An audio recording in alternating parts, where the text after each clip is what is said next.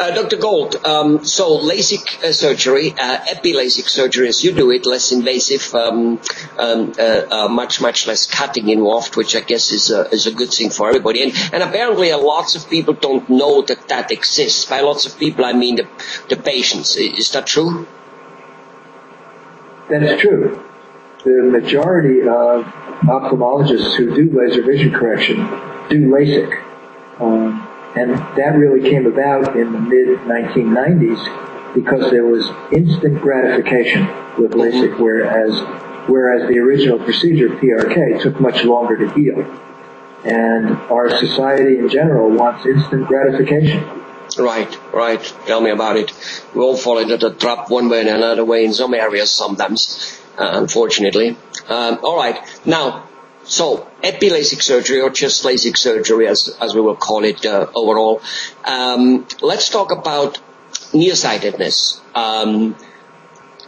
You said that it helps for that. Tell us, fill us in. Tell us what has to happen, why it works, and that type of stuff.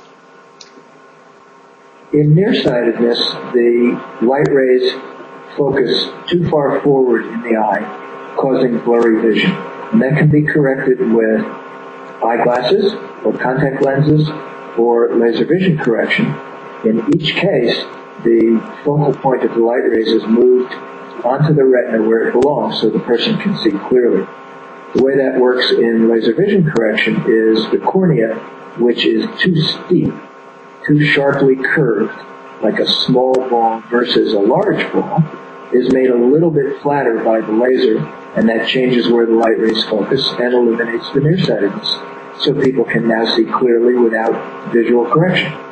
Okay, wonderful. And it's two questions here which come to my mind. Number one, is it at any age lasting for the rest of the life or not really? Tell me. People who are very young when they have it done, basically late teens, early 20s, have a higher potential for regression as they continue to grow. Nevertheless, that potential is really still pretty low. People who are older in their 40s or even 50s, and I've done LASIK for people in their 70s. And in people a little bit older, stability tends to be achieved quite readily. Got it. So when you say they have a potential of regressing, is that because of they live so much more longer, so that after 20, 30 years it kind of goes back? So they do it at 15, so at 45 they might have a problem. But of course, for a 70-year-old guy, that's a problem. I don't think it's. Go ahead. I don't think it's as simple as just how many years they have to live. I think younger tissues, people who are younger when they have the procedure done, may continue to grow a little bit. Got it. So it's a combination of that. So, but basically, so let's just say I would get it being, 58 years old, it gets corrected. The chances are extremely low or almost non-existent that I would have another problem down the road. It's stated, that's it, till I drop this body. Most likely you'd be fine from then on.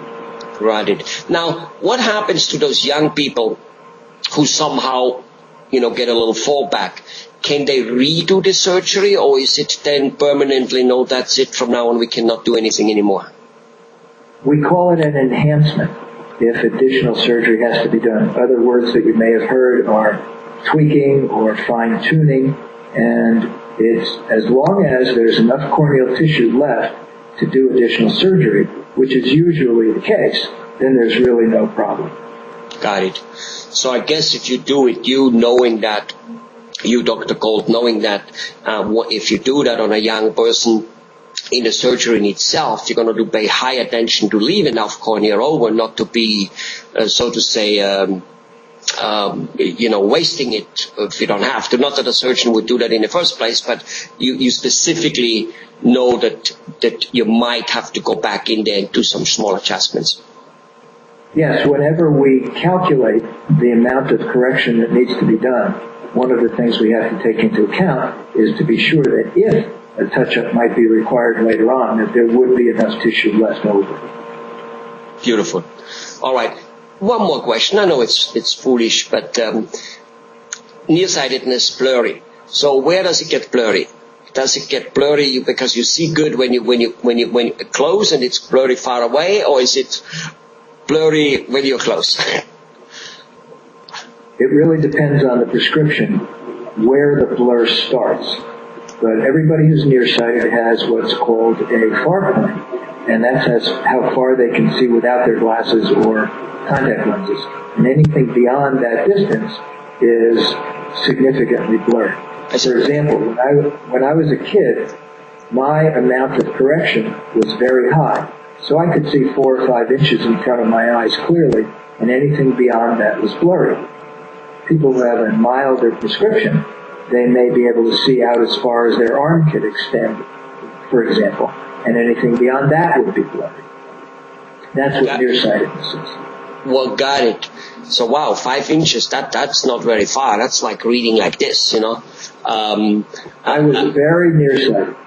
Well, now you seem to have, added on a couple of years from when you were a kid, and I don't see you wearing glasses. Are you basically taking your own medicine? Hopefully, you didn't cut yourself, I'm sure. But like, did you get that type of correction?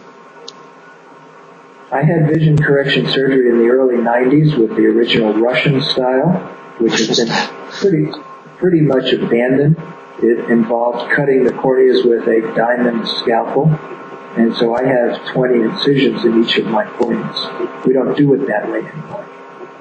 But that's because obviously it could potentially be way more complications. So you basically were a brave guy in the old days, and knowing the field yourself, you said, yes, it's a little risk, but it's a risk well worth taking, and it worked, and you're still fine with it, because as you said, it's everlasting, right?